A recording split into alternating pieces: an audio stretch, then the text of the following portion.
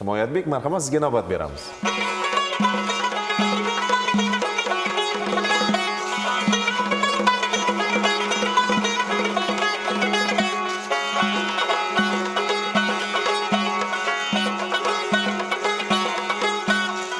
Mestana yürüyen çeyi gayrı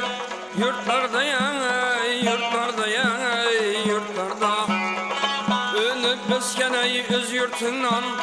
ayrılmayan ayrılma bir merol keklik diney nefsine uğrundayan uğrundayan dağma düşüp kanatından ayrılmayan ayrılma.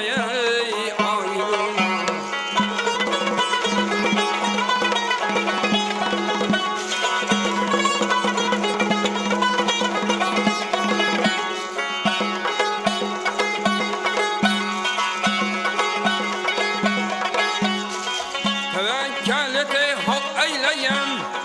bir bağıra bir bağıra sabırlı bolay bir sabırlık hem bir kâre dağıt bir kâre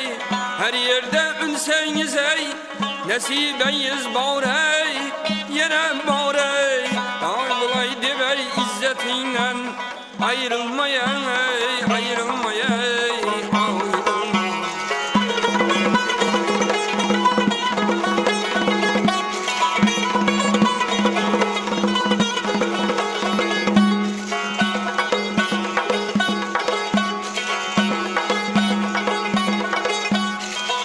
Dağlar niye köngül şadlık mı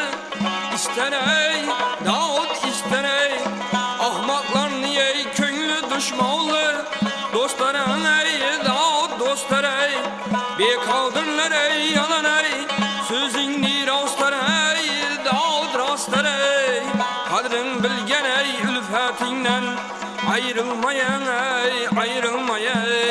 ayrılma.